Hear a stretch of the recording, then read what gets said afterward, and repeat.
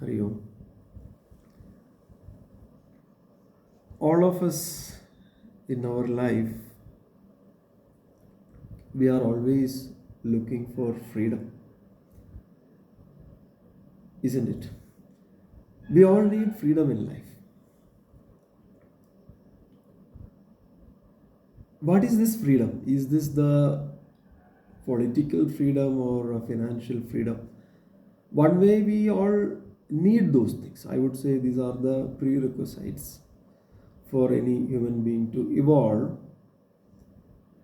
But is that the political freedom or financial freedom that we are looking as the ultimate goal?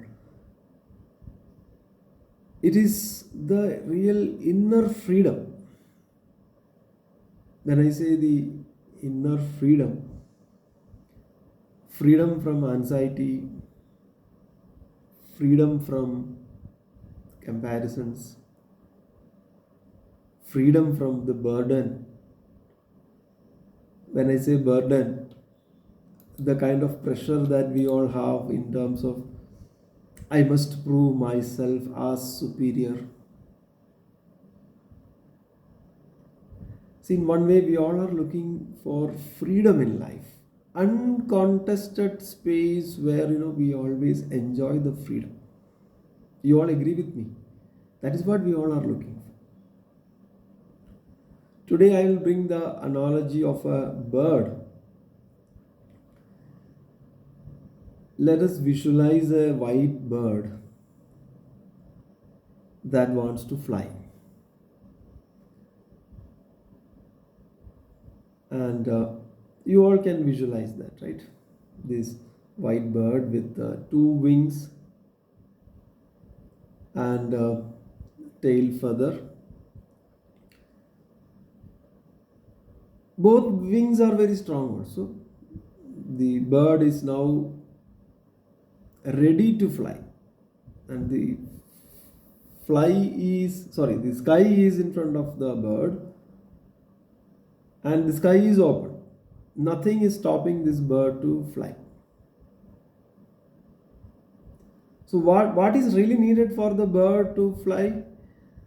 The bird will know, because its inherent nature is to fly in the sky, fly in the space. But for our understanding, I also have made a crude form of a bird. I mean, you cannot call this as a bird, but with my creativity I tried. So now you can see this bird is in the space, and bird has to move forward. The bird's weight is there. There is also a forward force, a backward force, an upward force, and a downward force. You all agree, right? This bird has to fly forward. At the same time, the air resistance is there in the back to pull the bird backward, right? Or maybe a simpler way you all understand if I say an aircraft. Right? Both bird and an aircraft uses the laws of aerodynamics. So lift is the force which is the upward force, right? For a bird to fly or an aircraft to go up, to fly forward, there is a force called lifting. And at the same time, there is a weight which is acting downwards, right? Lift is basically the force that pushes the bird upwards. And the lift is basically generated generated by the wings. In the case of a bird, there is no engine.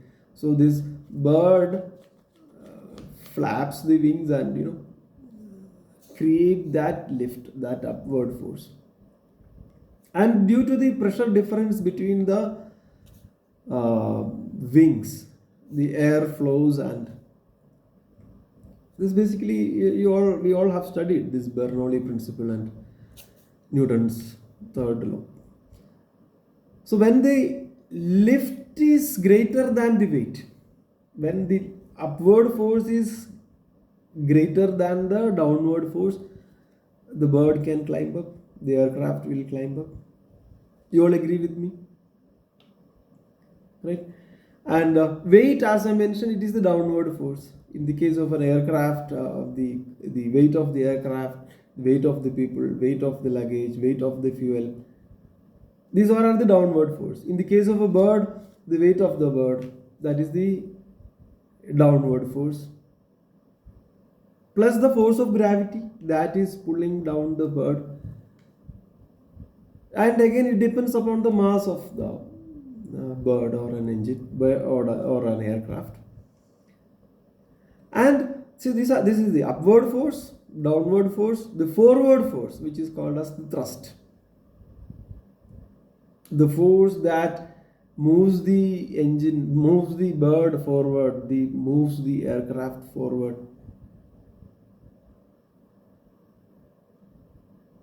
Correct? So thrust is the forward force, and at the same time the drag is also there. Drag is basically the backward pulling force. So it is very clear when the what is really needed for the engine, for the aircraft to move forward or a bird to move forward, the lift should be greater than the weight. Similarly, the thrust, the forward force, should be greater than the drag. Drag is basically the backward force. Where in this case we can say the air resistance which is coming, which is opposing the motion. You all agree with this, right? These four forces. What are those? Lift, weight, thrust and drag. So in our life, thrust is basically, the forward force is basically the desire for freedom.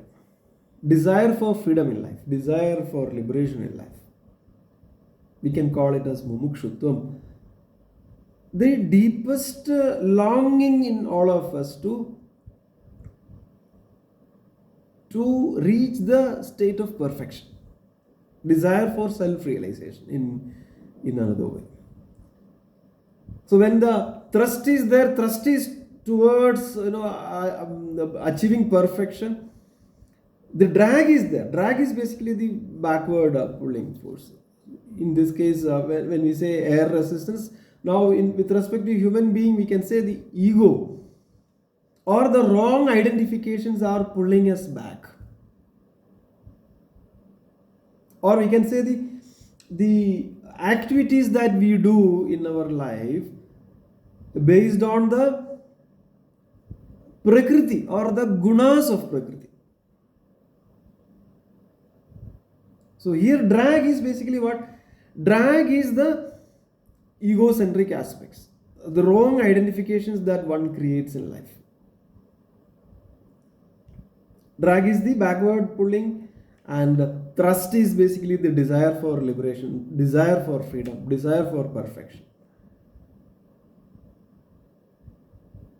So in the third chapter we have seen Prakrite Kriyamanani, that is 27th verse. Prakrite Kriyamanani Gunai Karmani Sarvasha Ahankara Vimudatma Kartahamidi Manyade. So here drag is basically what? Constrained or limited by the space, time, object causation. Influence of the Prakriti. Prakrite Gunam Prakrite Kriyamanani Gunai Karmani Sarvasha. Wrong identifications that we create, the ego, due to the influence of Prakriti. So now lift. So now we saw that desire for perfection, liberation, that is the forward force. Backward force is the ego, the wrong identification. Similarly, the upward force, what is that upward force called as the lift? Lift is basically Viveka, Vairagya, Vijnanam, the discipline, the Vivegam, the Vairagyam. Basically, we can say the lift is all the divine qualities, all the Sadgunas or the Ishwariya Gunas. In the later chapter of Bhagavad Gita, we can see the Vasura Sambat Vibhaga Yoga. Deivika guna, the divine qualities that are needed for us to, right, to be lifted. That includes the self control, that includes the discipline, shamadhi shatka sampatti, that includes the discipline, that includes the devika vasanas, devika gunas, that includes the purity that we need in life. So lift is that, and weight is basically what is something which is pulling us down, the prarabdha, the vasana, the limitations that we create in our life due to the objects and the world around us. So now you all understood the four forces. You all are with me? Lift, weight, thrust, drag. And two wings are there, and the tail feather is there for the bird. Using this, how the bird will fly in life. This bird is basically, we all are this bird. How we can fly in this life. Right? This theory is clear. But why are we not able to gain that peace? Though we all are going to multiple pilgrim places, we are going everywhere, we are going to temples, we are doing different sadhanas. Why are we not getting that peace of mind? Why are we not getting that perfection? Or forget about the moksham or mukti. Why are we not able to get rid of the insecurity feeling?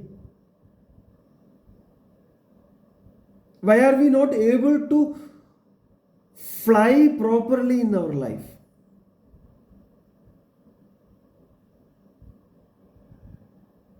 So that is where the analogy of bird we are trying to use here. It requires wings, it requires balance, and the play of these forces, lift, thrust, drag, weight, everything, right? All those things should play properly, then only we can fly easily, then only we can get freedom in life, then only we can get freedom from drags. So the problem is is sky a problem for the bird? Please tell me, is the sky a problem for the bird, or is this world a problem for us? Because we have to live in this world only. So what is the issue then? The issue is all about the lack of balancing these forces, or wrong understanding that are generated in us, that are pulling us down. Those forces generated due to the wrong understanding are pulling us down. So now we will understand the triads, three things today: bhakti, jnana, and yoga. These are the three capabilities that we have to develop.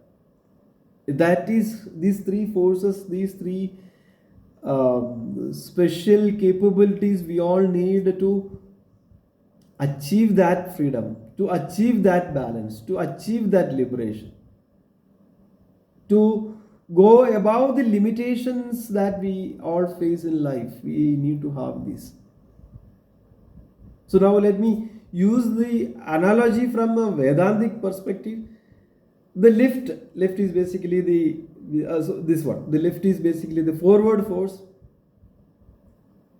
As I mentioned, Viveka, Vairagya, the Samadhi, Shatka Sampatti, the discipline that we need, the urge to attain perfection, the thrust is basically what the desire. Both forward or upward forces, we can say that the desire for freedom, having the good qualities, aiming for perfection. The weight is basically the tendencies that we have, our innate tendencies, the vasanas. Drag is basically the ahangaram, the ego, the wrong identifications. Now we have two wings. These two wings. What are those two wings? Bhakti and jnana. And yeah, in the bird's case, this tail wing is also there. That tail wing is the yoga. Tail wing is called as the karma yoga. So we have bhakti, jnanam and karma yoga. What is bhakti? Bhakti is all about the higher love for God, the ultimate aim to reach that truth, the respect to that God, the higher love for the God, the higher love for the truth. That is bhakti. So here the two wings, as I mentioned, jnanam is one, the knowledge of the self. One is jnanam of the self, and bhakti, to the bhakti for what? The higher love for the God.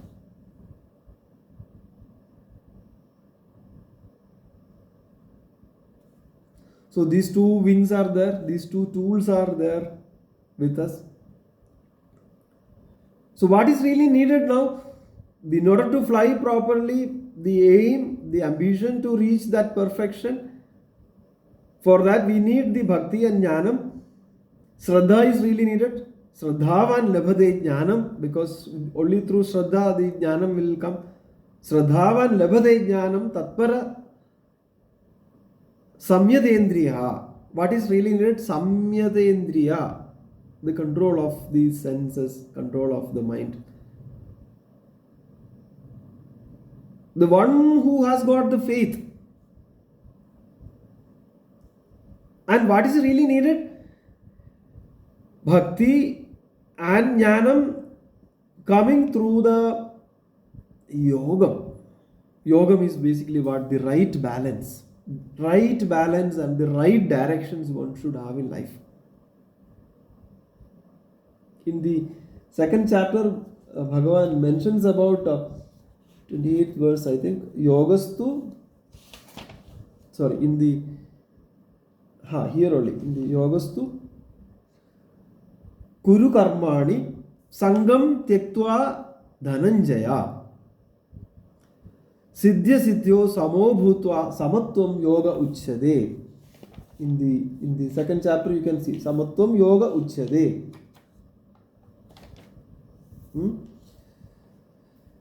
What is yoga? What is yogam? Yogam is basically what? Samatvam.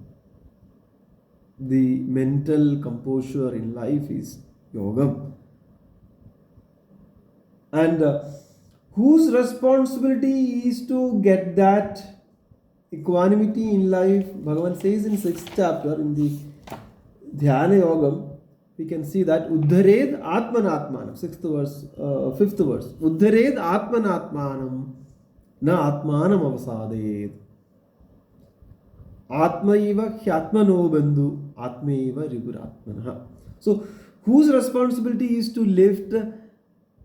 Now we are using the analogy of the bird. Lifting. Who has to lift? One has to lift oneself. So, lift by yourself. Oneself by oneself. The duty is with you. You have the choice to lift yourself or put you down. So yoga is basically what? The tail feather, as I mentioned. Yogam is the state of equanimity. Through executing the karmas, you have to reach the state of equanimity. And you might have seen in the aircraft, we call it as a rudder or a vertical stabilizer. In the back you can see this. In the case of a bird, this is basically the tail feather. Tail feather is basically the stabilization, self-regulation, right? So yoga is what? Yoga is the tool for stabilization. When I say yoga, karma yoga as the tool for stabilization or self-regulation. So two wings, the desire to move forward with discrimination, with mumukshutvam, with the knowledge of the self, with the blessings coming through the bhakti, with the knowledge about the self, this yoga, this karma yoga, will ensure a steady flight. So here, bhakti gives the devotion, jnana gives the direction, and yoga gives the stability. Karma yoga gives stability. Bhakti gives devotion, jnana gives direction, and yoga gives stability. When we have these three, the so-called perfection or the liberation or the freedom that we all are seeking in our life, with this clarity, any kind of a shortcoming coming in our life, because what are those kind of shortcomings that come in our life? One is basically the limitations that come through the performance of actions. Basically, we can say karma dosha. Karma dosham in the form of ragam, dvesham, kartrutvam, bhoktrutvam, all those things will come when we execute karma. And there can also be the negative effects coming. It can be even positive when it is flipped in the right way. Effects coming from the association, right? When we are in connection with the wrong association, we can say this as a sangha dosha. Or when we are in the association with right things, right people, or satsanga, right? So limitations coming through the execution of karma in the form of karma dosha, that primarily happens through the raga, dvesha, kartrutva, bhoktrutva. All those bhavanas that come out of the execution of the karma. And the effects of people around us. When good people are there, when right association is there, then it becomes satsanga. Otherwise, the wrong association meaning sangha dosha. And the other issue is basically the flaw in the sense the limitations in all of us due to our innate tendencies, inherent qualities that we have, the innate nature of an individual. Basically, you can say the character faults, swabhava dosha. So through three doshams are there: karma dosha, sangha dosha, and swabhava dosha. You all know the story of sage Valmiki. Valmiki, born as the name of Valmiki as Ratnagara, born as the son of sage Prachetas. And Ratnagaran befriending with Kirada meaning the hunter man. The hunter having the tendencies to kill, the criminal tendencies of a hunter, right? When the Ratnagaran, who is the son of sage Prachetasa, getting acquainted with a hunter man, inculcating the criminal tendencies, sangha dosha. What happened? Ratnagara started looting the people, right? Over a period of time, he has become a big thief or a dacoit. The swabhava dosham coming in that person. Karma dosham, sangha dosham, and swabhava dosham. So at that point of time, Ratnagara meets the sage Narada, right? So Ratnagara was about to loot sage Narada. So that time Sage Narada asked, "What are you doing? What are you doing?" "I'm doing this for my family. Sake for the sake of my family, I'm doing this looting job." Now Sage Narada asked a question, very profound question. Can you go and check with your family, with your wife and children? Would they partake the results of these sins that you are doing? Attacking people, taking their wealth, looting their wealth, harming them for the sake of the family. That is what Ratnagaran is saying. Now you go and ask your family, will they be partaking the results of these sins which he is doing? So he went and asked. They refused. That was a blow to Ratnakara. So now, with the right association, with the association that Ratnakara is having with Sage Narada, the good association, the Sangha Bela, the Satsangam, transform this dacoit. Not just one day, right? Not overnight. Sage Narada asked the Ratnakara to chant Rama, Rama, Rama, Rama. And it took years of diligent practice for transformation from a dacoit to a sage. Ratnakara became a great sage, Sage Valmiki, the author of Ramayana. So what are the things which are needed for transformation in life, change in life? It needs determination, it needs resolution, it needs right knowledge, it needs practice, it needs right association, it needs willpower, it needs blessings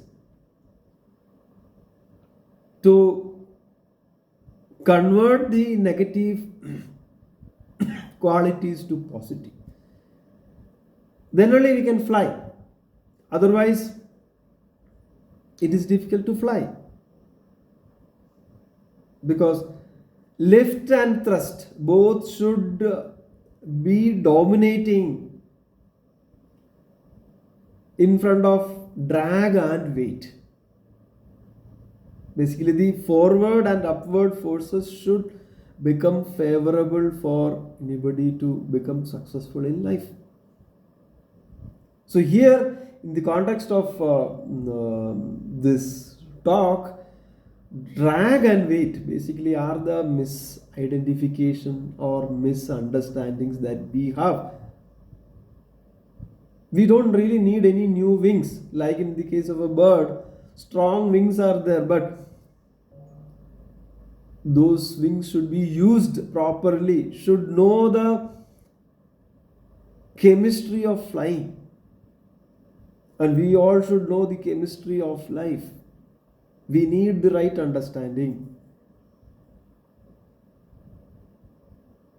Let's come back to Bhagavad Gita, the 3rd chapter. Now Arjuna is asking, what are the real pulling down forces?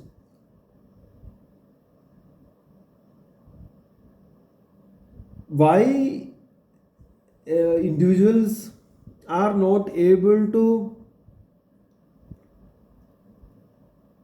achieve things, go towards this path of realization? What is really preventing? That is what the question Arjuna is asking. So let's see the verse. Arjuna uvacha adhakkena prayuktoyam papam charati purusha anichannabivašneya baladivat niyojitaha. Adha kena prayukto atha kena prayukta ayam pamam charadi purusha anichan api varshneya balad iva niyojitaha. So every human being, if you see, every human beings sometimes experience this peculiar state. What is this peculiar state? Even if he or she strives forward,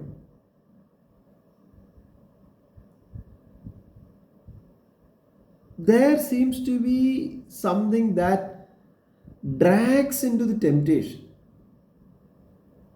That is due to this force. What is that? Why it is happening? What is that power which moves in despite one desires to act for the good for all? Why are we going into that trap? Everybody will undergo this.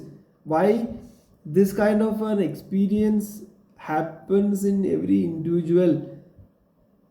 What or why this kind of a dragging temptation happens in everyone? What is that power that is acting against? Let me bring the context of Mahabharata here. We know this story.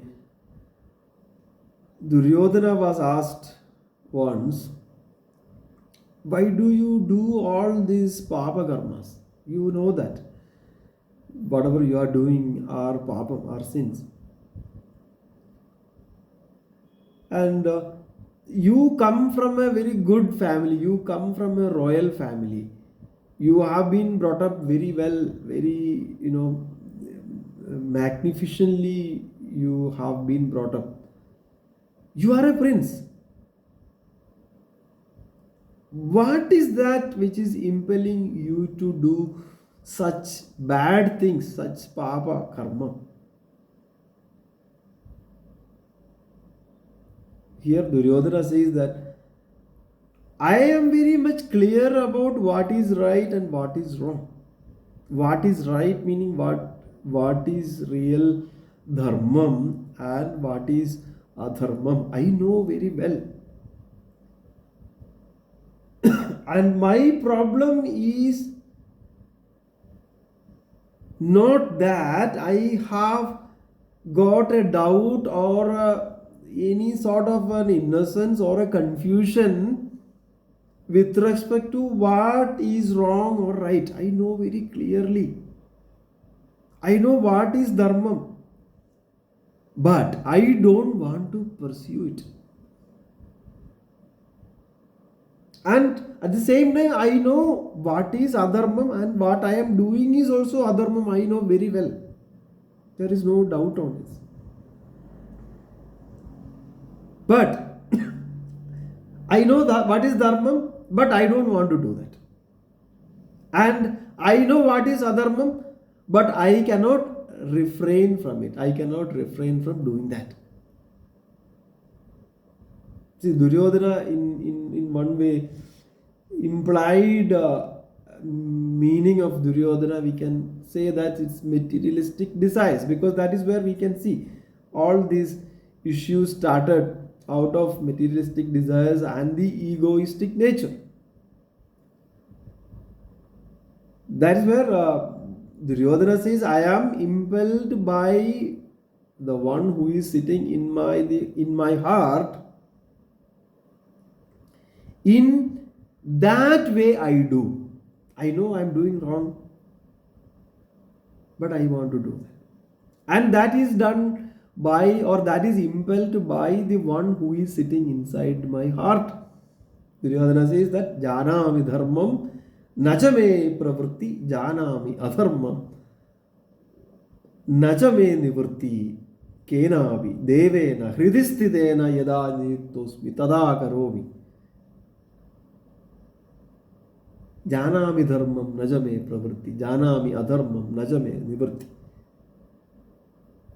I know what is wrong, what is right. I don't want to do the right, I want to do the wrong. Kenavi devena hridisthidena yada niyuktosmi tada karomi. So the one who is sitting inside me is impelling to do this. Yada niyuktosmi tada karomi. Ignorance, lack of watchfulness, lack of discriminative power, without using the discretion in selecting right action, wrong action, carelessness in choosing right friends, or lacking the right association. These are the issues with Duryodhana. That these forces will draw down oneself. So here we have to understand how Arjuna is different when compared to Duryodhana. How Arjuna is different? Arjuna has positioned Bhagavan Krishna in front of him. Vijnana Saradi, positioning the intelligence in the heart, positioning that intelligence in front, because the Saradi is sitting in front of Arjuna. So Krishna becoming the charioteer of Arjuna by the choice of Arjuna. When the choices were given to both sides, that I will give my army and I will also join, and if I join a group, I will not fight also. What you want? The option was given to both Kauravas and Pandavas.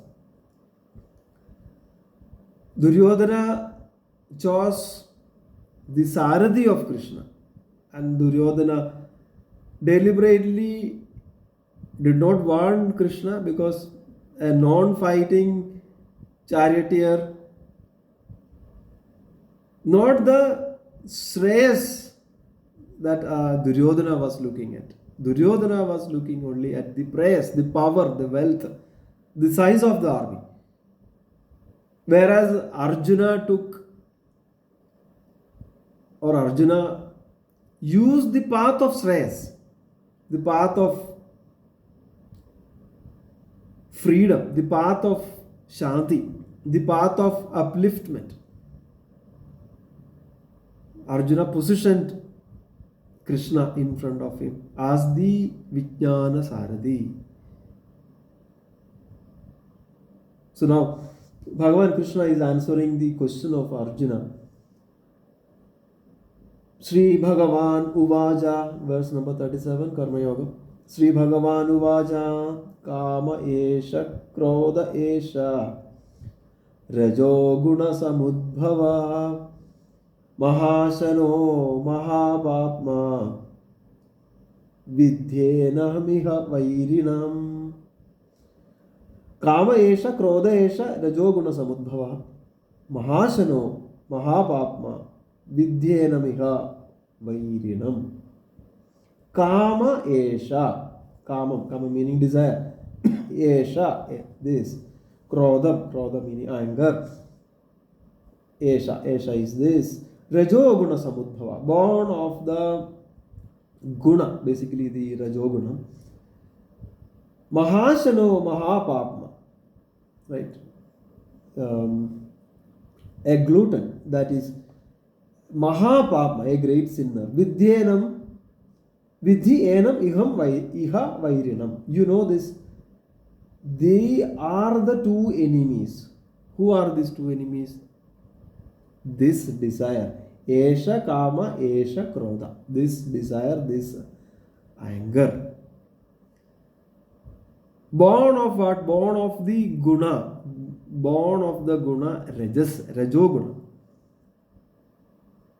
Of great craving, mahashana. And of great sins, mahapapma. Know this desire and anger, they are the enemies of human lives. Kama, krodham. And we all have kamam, krodham in us. There is a place for kamam and krodham in all of us. But what is Bhagavan talking here? They both need to be disciplined. They both need to be regulated. They are the blind forces. They are the real enemies. They become the real enemies when they overstep the limits.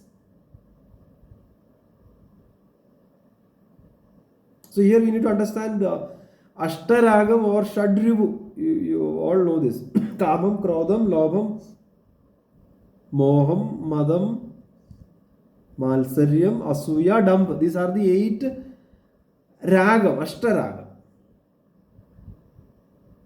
So Kama meaning what? Desire, lust. Krodham is what? Krodham is anger. Lobham is greed. Sorry, this is lobham is basically the greediness that one have in life. Greed. Lobham, moham. Moham is what? Moham is the attachment. Moham is the delusion. Madam. What is madam? Madam is basically the ego or the pride. Madam. Malsaryam. Malsaryam is the tendency to compete, or you can say jealousiness or competition or competitive tendency. Asuya. Asuya is also jealous, malice. Asuya. Dumb. Dumb is basically the arrogance or the boastfulness, the unwanted boasting nature or the arrogance. So these are the Ashtaraga. And where this raga, esha krodha. From where this raga dvesham originate? They come from the rajoguna samudbhava. Comes from the excessive rajasic nature, which is a part of the prakriti. So this is one side. Raga, dvesham, when they are not controlled, it takes control of us. In the Vishnu Puranam, the words Aishwaryasya, Samagrasya,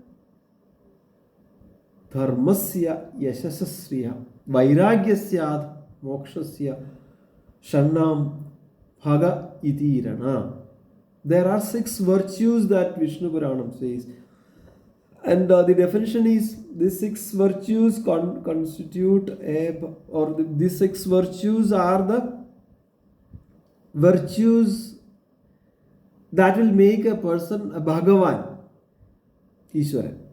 Aishwaryam, Dharmam, Yashas, Sri, Vairagyam, Moksha.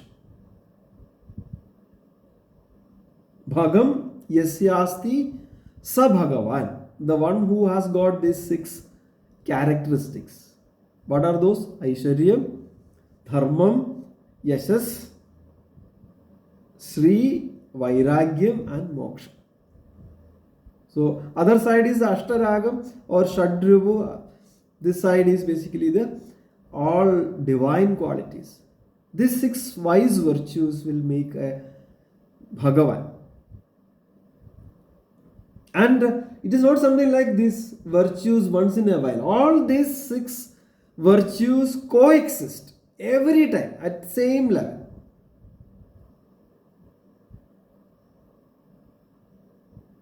So the possibility is there in all of us. So those who have got these 6 virtues. So what one has to understand, the vairina, the enemies, the 2 enemies that you should understand. If these 2 enemies are not controlled, not under the control, desire and anger will spoil. Verse number 38. Dhumena vriyade vanni yadadarso malena cha yadolbena vrudo garbha tada tenedamavrutam.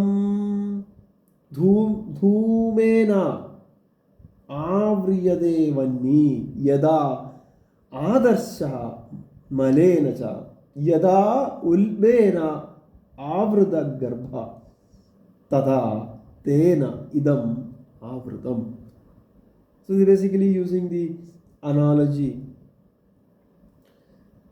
Just as the fire is covered by the smoke, the cloud or the clouds of smoke, or just as the mirror is covered by the dust, or just as the fetus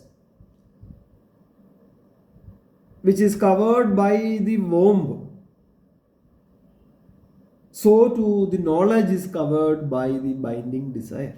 So this desire is basically the ring or the covering which basically covers the knowledge, which puts somebody down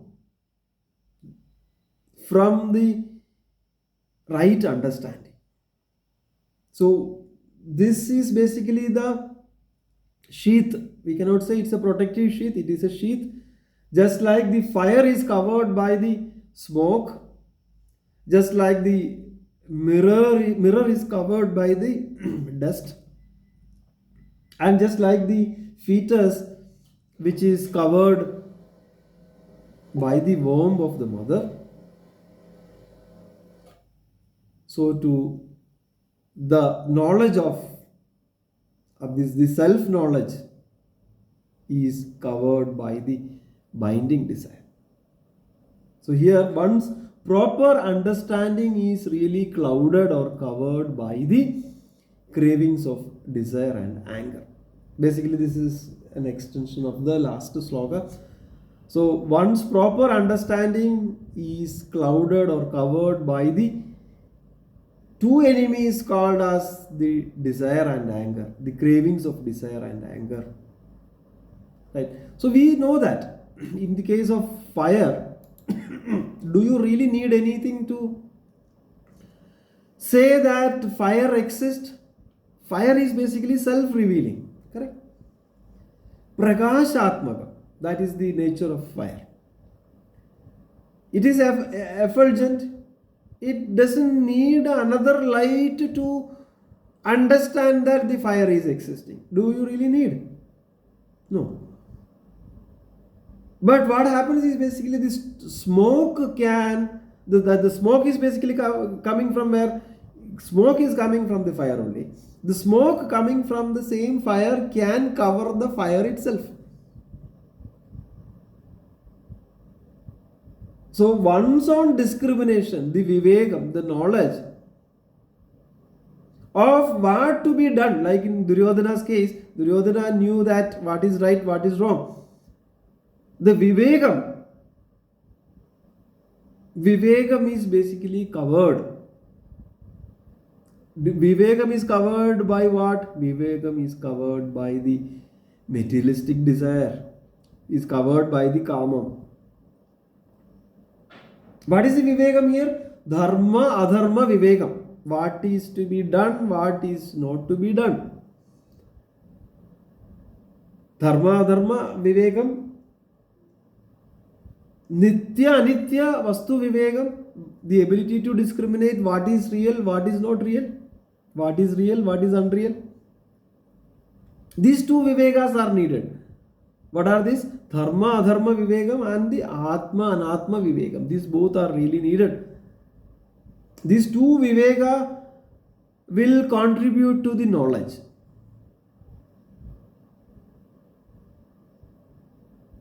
And our buddhi, our intellect has this. Inherently, our intellect is equipped with this.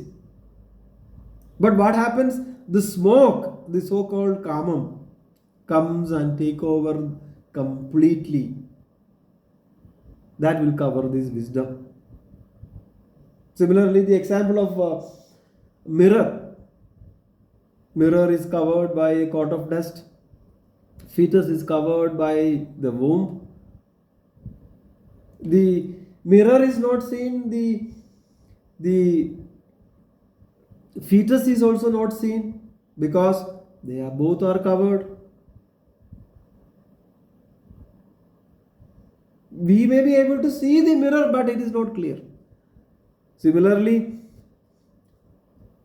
ajnanam is dominant than the jnanam. Wrong identifications are dominant. Assumed personalities or assumed, what is the right word? Assumed personality or the wrong information is covering the right information. That is why it is not clear. The mirror is there, but mirror is covered with dust. Similarly, an unborn child we cannot see until and unless it comes out of the womb. So the vivekam, the discriminative intelligence, the discretion only can dismiss these coverings. Right? Smoke covering the fire, dust covering the mirror, embryo which is covered by the womb. Similarly, the wrong understanding or the wrong identification, what can dispel this wrong identification or ajnanam? Only the discriminative intelligence. The discretion only can dismiss these coverings. Verse number 39. Avridam jnanametena jnanino nitya vairina kamarupena kaunteya dushpurenanalena cha. Avridam jnanam etena jnanina nitya vairina kama rupena kaunteya dushpurena analena cha.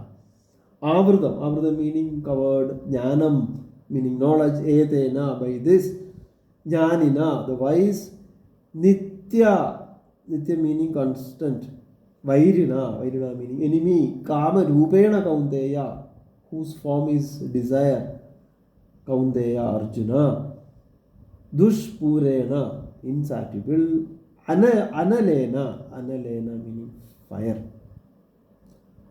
So, hey Arjuna, son of Kunti, the constant enemy of wise men is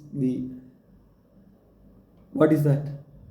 The flame of desire, kama rupena kaunteya, by which the wisdom is concealed. What is the nitya vairi here? Eternal enemy is what? Kama krodham, which is again an extension of the 37th verse. So here the knowledge, the discriminative nature of us is hidden by the overwhelming nature of this kama krodham, and they both are born out of the rajas, the rajogunam. So here what one should do? You should have a checks and balance of the desire and craving. You should not leave it unchecked. You should not leave it uncontrolled. What happens otherwise? So these desires will